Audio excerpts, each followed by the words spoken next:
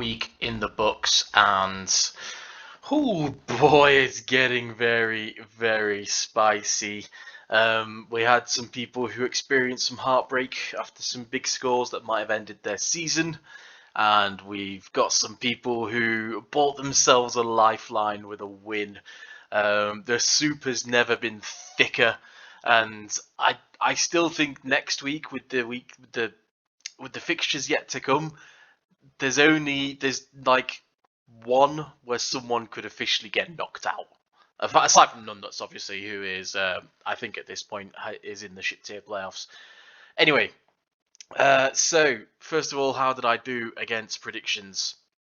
Well, I picked myself to win, and obviously I got it done. Thank you very much. Picked Matt to win. The curse worked. Matt lost. Skelton, 6-5. This is his joint best season ever. One more win, and Skelly has had his best fantasy season. We'll look into the league table later. I think, unfortunately, he needs 2 more wins from here to really guarantee himself his first ever playoffs.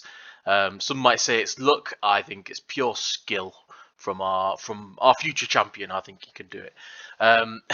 Nick got the win against Ed quite handily.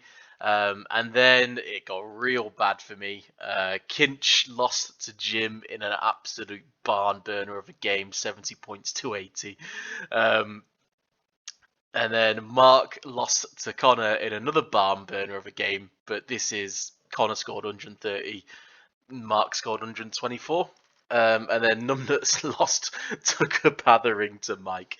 And with that, I would like to declare the fairy tale is over. I want to put a gravestone over Numbnuts' season. Here lies the inevitable disappointment. Never has the name been more apt. You tried your best, and you just didn't succeed. Rest in peace, Numbnuts' season. Anyway, let's get into the moves. So after the program, Matt dropped Elijah Mitchell, and he picked up Kenyon Drake. I don't know how I feel about this. Kenyon Drake had a really bad game. I think it was worth a play. But obviously, as we'll get into in the matchup breakdowns, it didn't really work out for you. Elijah Mitchell, though, like again, he's only on 22% of the snaps, but he's still like leading in rushing attempts and yards and stuff. So there's clearly some value there to be had. Mikey D adds Odell Beckham. Jim, can't wait that final couple of weeks to finally make use of Deshaun. Drops him again. And then we had a lovely little trade, I have to say. So Mark with Skell traded away Cordarrelle Patterson for a 4. I think this was one of those trades where it's just take whatever you can get for him. Yeah, Mark picks up a little bit of fab. Oh, sorry. Wait. You paid... Oh, no, wait, yeah. Okay, I got that the right way around. So, yeah, Mark picks up a little bit of fab and a 4th round pick, sends away Cordarrelle Patterson. I don't hate it. I don't hate the trade, to be honest. It's like the Kelsey trade with the Kelsey trade with Nick a couple of years ago, where he just wanted to get anything for someone who was never going to start. I respect it.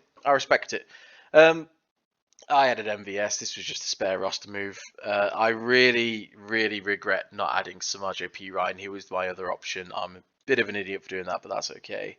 Ed added Wandale Robinson, who proceeded to tear his ACL. Ed, the fantasy reaper, murdering everyone on his roster. And then another trade. Oh, I missed this one.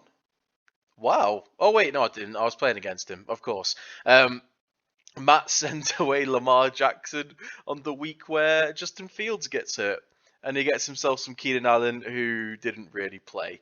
So, yeah, sends away Raheem Mostert as well, but he's a bit of a nothing piece at this point. Yeah, it's a trade. That's the most I can say about it. Yeah, it's certainly a trade. Picks up Trevor Lawrence as some cover. Connor drops the Falcons defense, picks up Alec Pierce. I don't mind that. Like again, good stats, leading in targets, but not really converting them. Yeah, it's fine.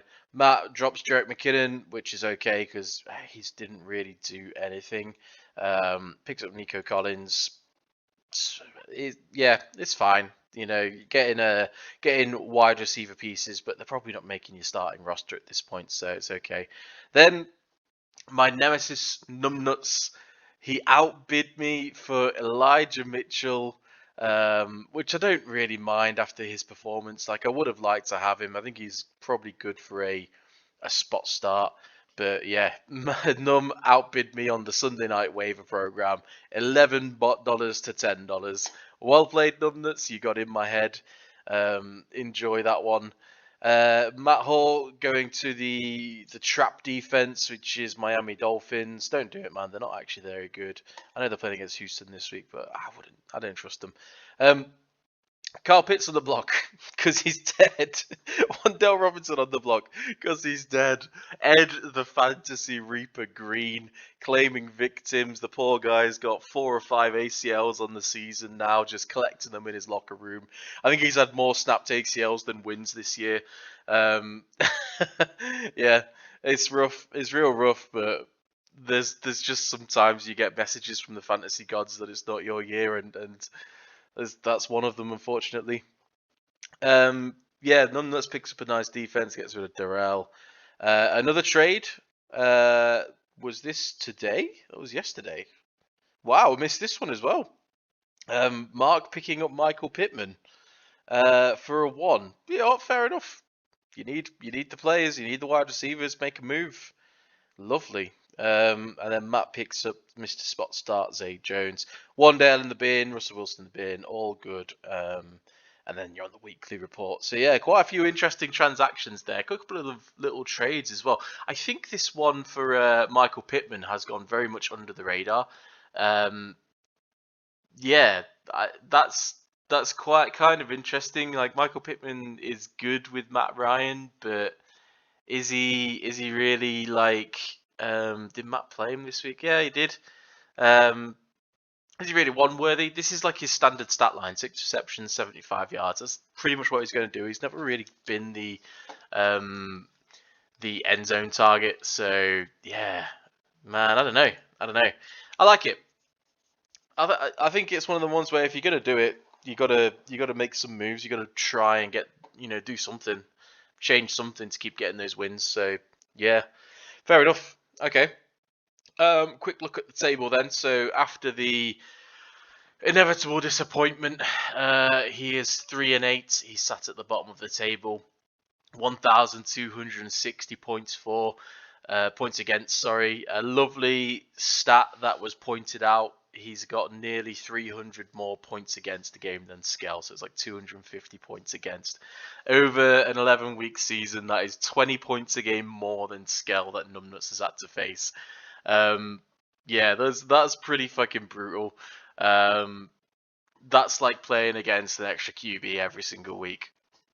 Really, really funny because it's not happening to me, but yeah, pretty harsh. At 3-8, it's pretty unlikely that you can make the playoffs now. I don't think 6-8 is going to cut it. So yeah, enjoy the fantasy poo-offs. I hope you can be the fly in everyone's ointment but mine because I play you next week. Then we have Damien at 4-7 on the worst points for of a crowd of him, Kinch, and Mark.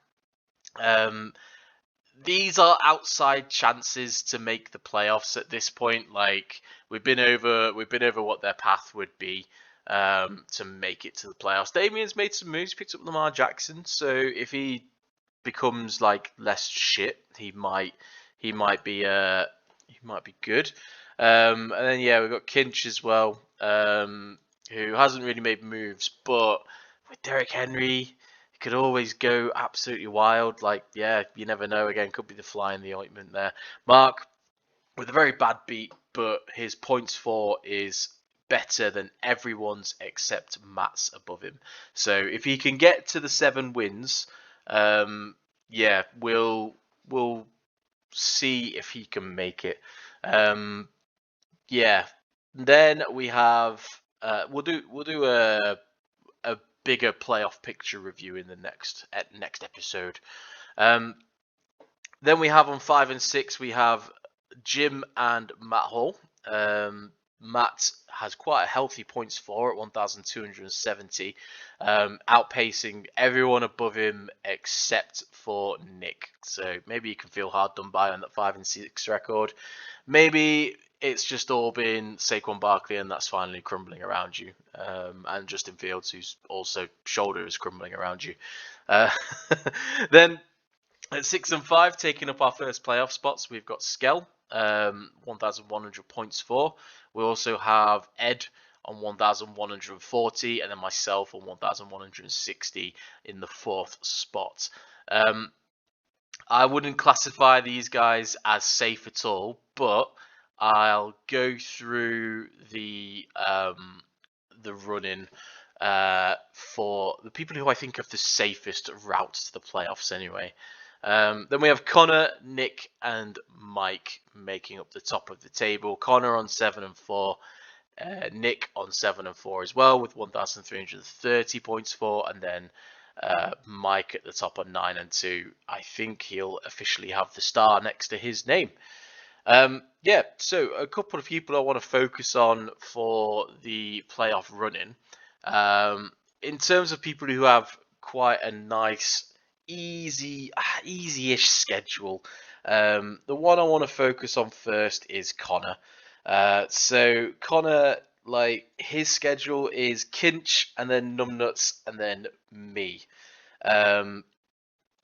Kinch is a bit of a minnow.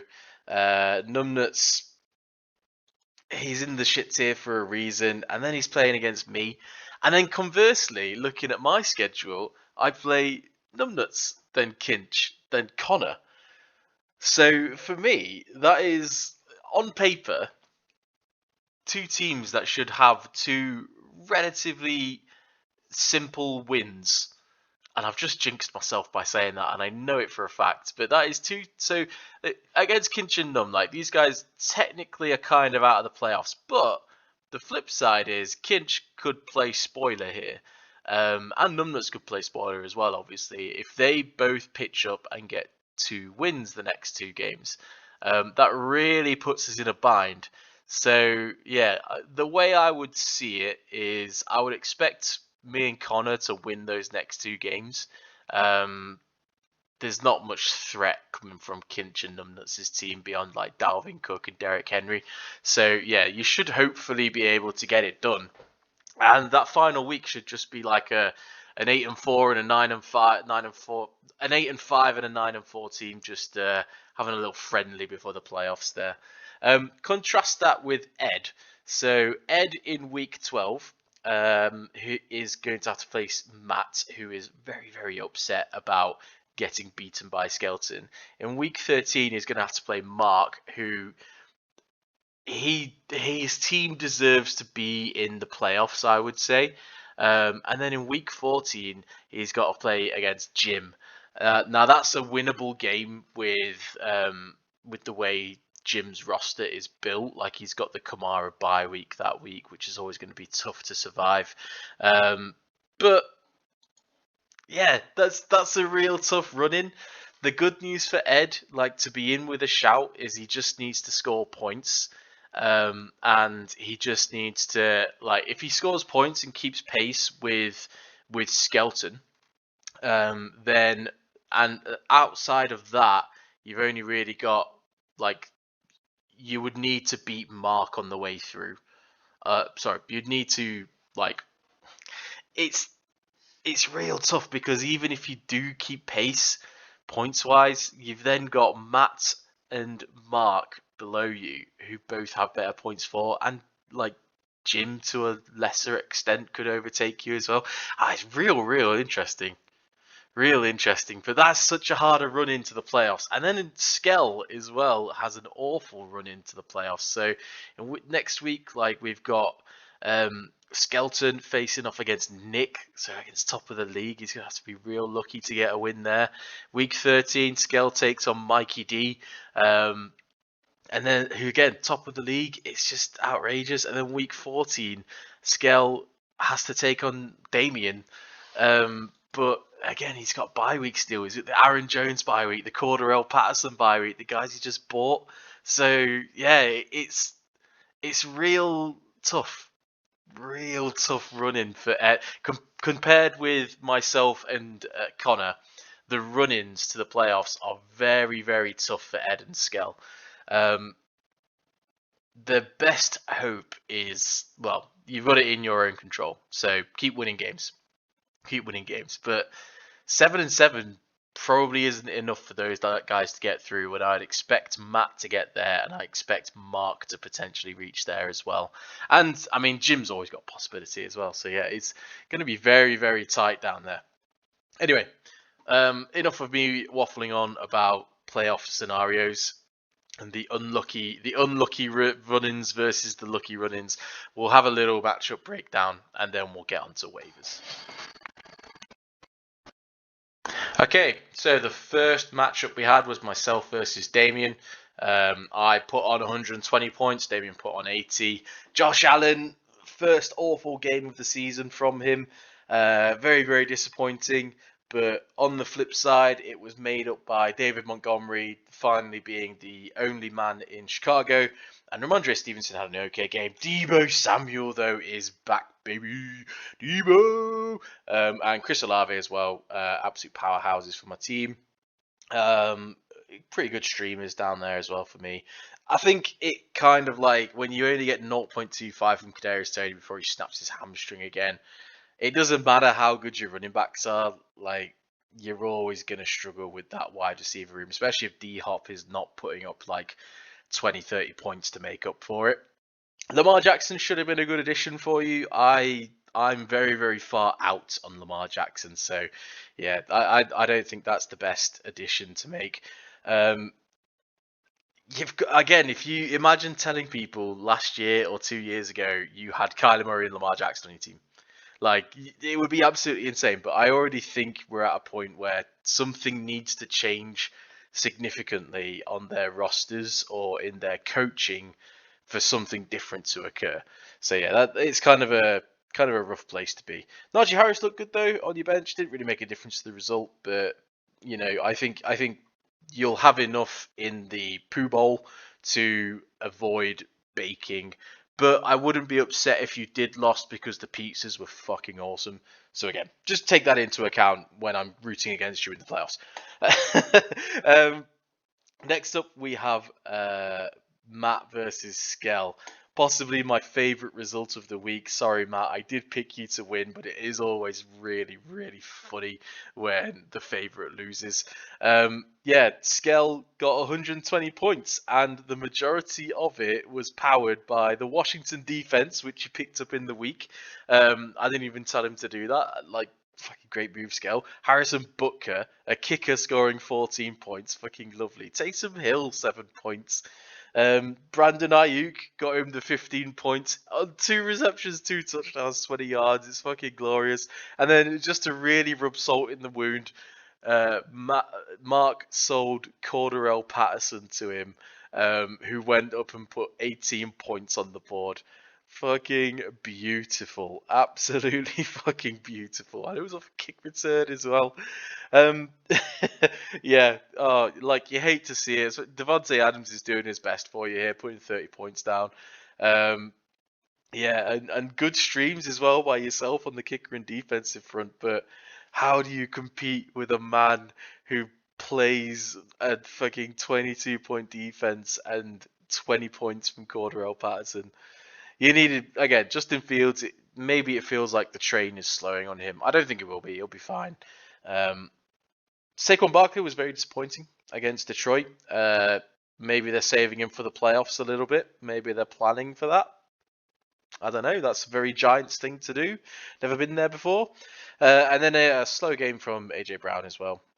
But it's not all lost yet. You've still got a very, very solid, strong team. You've got Walker, Kenny W coming back from the bye, and Keenan Allen, good little bye for you as well. So yeah, you should be fine. Moving forward, Skelton with a great win there. Next up, we have Ed versus Nick. So Ed put up 100 points, Nick puts up 125. Joe Burrow is probably the only reliable QB this week. He's in my top 2 moving forward. He just looks great. I know I give him a lot of shit. 2 interceptions is still disappointing. He should have had a 30-point week, but hey ho. Yeah, I think the story here is like Nick getting the win in spite of Justin Jefferson letting him down and Rondell Moore letting him down as well. 22 points from kickers, ridiculous.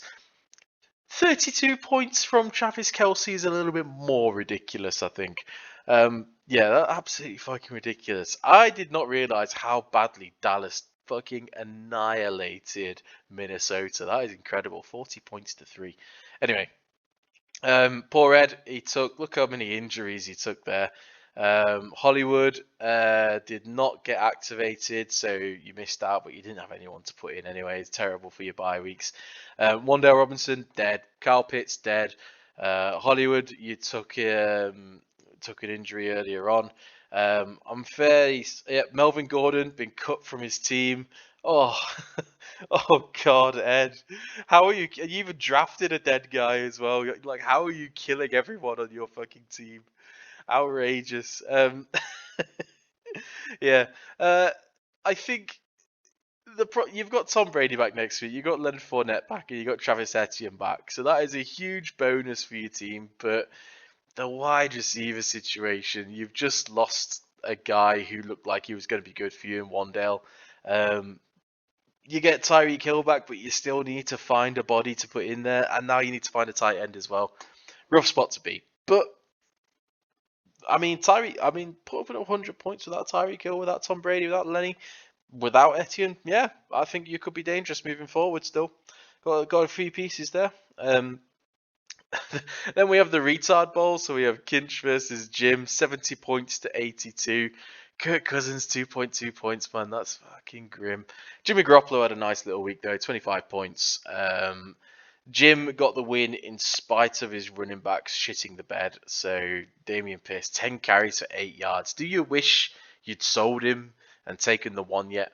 But anyway, Kamara had a bit of a slow week. Paris Campbell though was good. I don't know who this.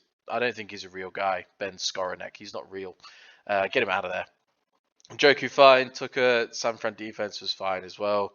I think the more worrying part is like you've got 2 good players to come back here, but if these 2 both don't perform, you're in trouble, and you've got bye weeks in week 14 as well to deal with. So that's pretty rough moving forward for your roster, but we'll see how you navigate that. On the other side, Kinch, it's basically just Derrick Henry and friends again. Darnell Mooney looks to have come to life a little bit, but yeah, I'm guessing you just want the season to be over so you can spend all my picks next year at this point. You have got some things to look forward to next year. So this Pacheco kid looks like he's doing okay in KC. Traylon Burks looks like he's finally coming useful. You get Christian Kirk back. I don't know what's going on with Mike Williams. I don't even think he's a keeper for you at this point. But anyway, you've got some pieces to look forward to next year. But I would just be trying to put some pieces together so you don't lose the bake-off. Next up, we have the barn burner, Connor versus Mark. Connor scores 131, Mark scores 124. It was like a lot of just high scores from Connor's guys. So 17 from your defense and your kicker. The Muth is Luth in Pittsburgh, getting 8 receptions for 12 targets, lovely for a tight end. And T. Higgins had a fucking day and a half. Devontae Smith was good, and then Singletary was good as well. But there wasn't any like huge standout performance. But yeah, they all had a pretty solid day.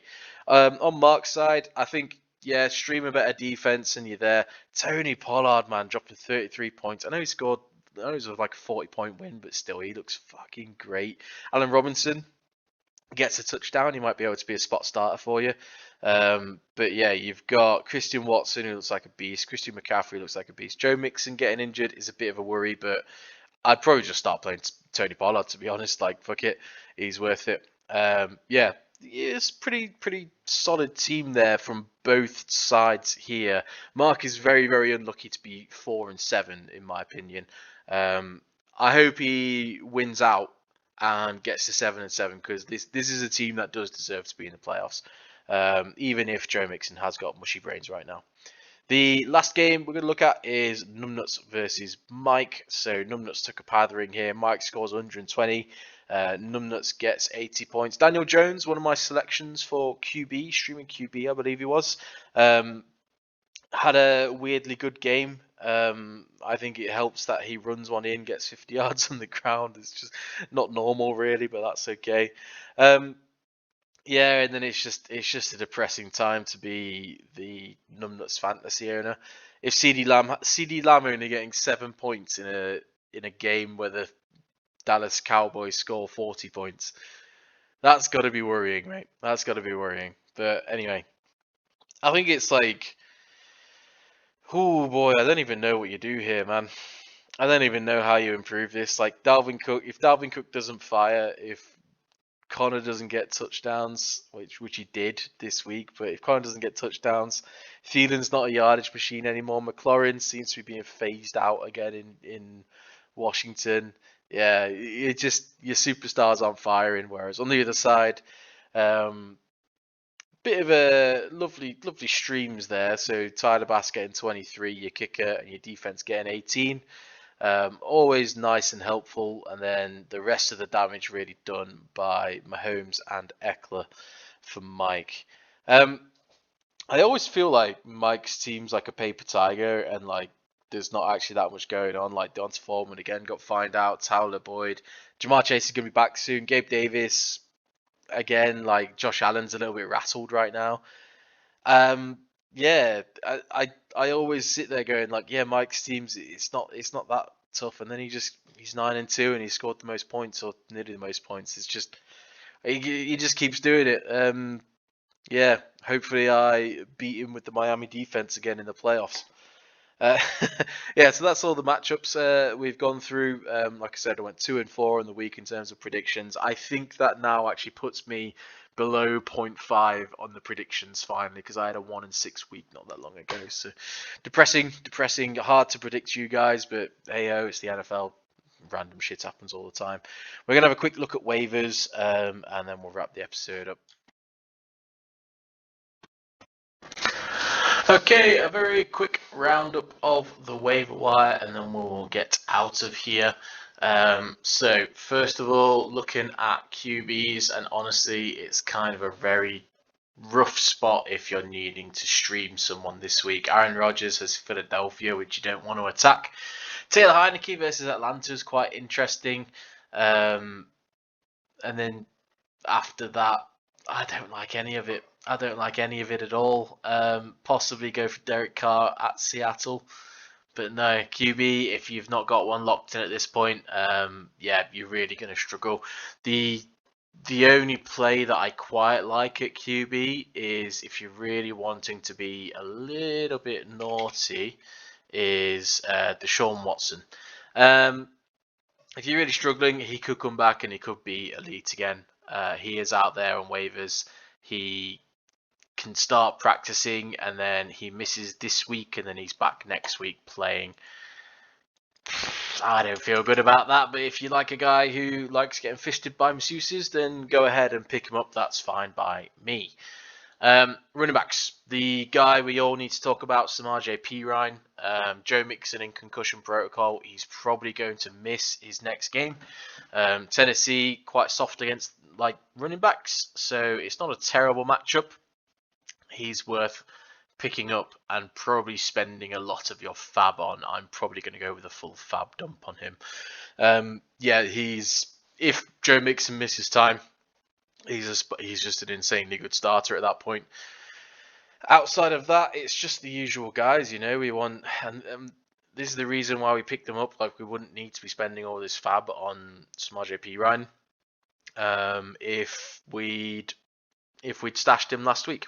So yeah, anyway, you've got your usual guys. Chuba, I wouldn't bother with McKinnon. I think he's a bit shite, to be fair. Jermichael Hasty in Jacksonville, so if Etienne goes down, he got used quite a lot.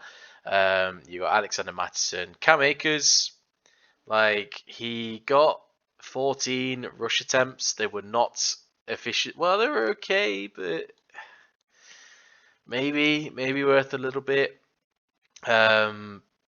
Yeah, no, again, it gets real thin after that.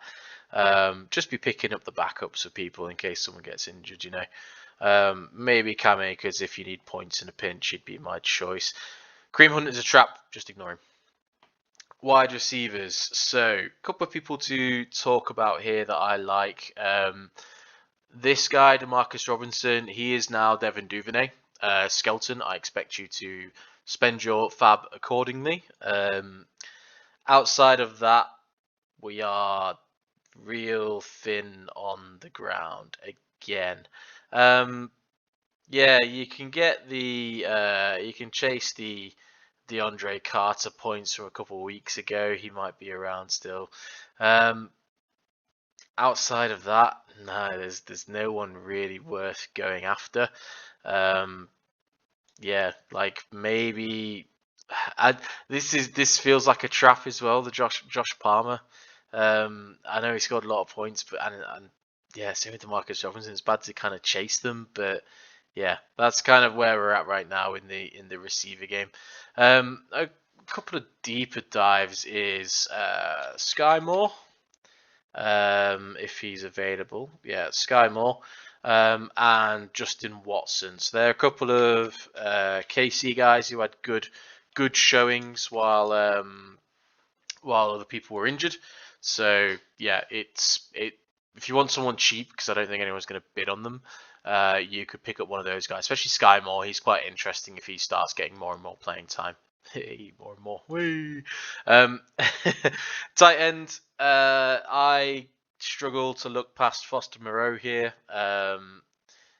Probably good for a touchdown. He could ride with Gesicki, Engram, all the usual people. One guy I do quite like K. Dot, he's back in the mix, but Trey McBride. He got quite good snap percentages with Zach Ertz. Zach Ertz out, so yeah, he seems to be the guy that they're going to lead on. Maybe as Kyler Murray comes back in and things improve in Arizona, he starts getting more and more targets. So yeah, he might be someone to look at. But other than that, you're just gambling on tight ends to score a touchdown. I would pick Evan Engram because it's fucking Evan Engram. Defense, very rough spot this week. Indianapolis versus Pittsburgh, I would have said is the one to go for, but George Pickett or whatever the QB is, he actually looked okay. He scored a lot of points last week. Najee seems to be getting it going as well, so I think that one's a bit of a trap. I would avoid it. Same with the Vikings against New England. Like, we're not going to see Bill Belichick get shut out like that 2 games in a row. He's not going to have 3 points from his offense. That's just not going to happen. So that's a trap. The Chicago Bears at the Jets, I think, is a sneaky, interesting play because I think the Jets defense is really good. I think the Jets offense is really fucking bad. So yeah, I think that could be a sneaky, interesting play. And then Seattle against Vegas. The Raiders are just a bag of shit this year. That is an interesting one to me as well. The only one to watch out is whoever's playing the Rams. I don't know who it is, but if the Rams QB's out, you can always bet against them. It's KC. Okay, so I bet it's fucking Mike or someone that's already got the KC defense. But yeah, they might be worth playing as well. So yeah, that's the roundup of waivers. Get your claims in tonight, and we will have a deeper dive into the matchups in Week 12 and playoff implications on our next episode. Peace.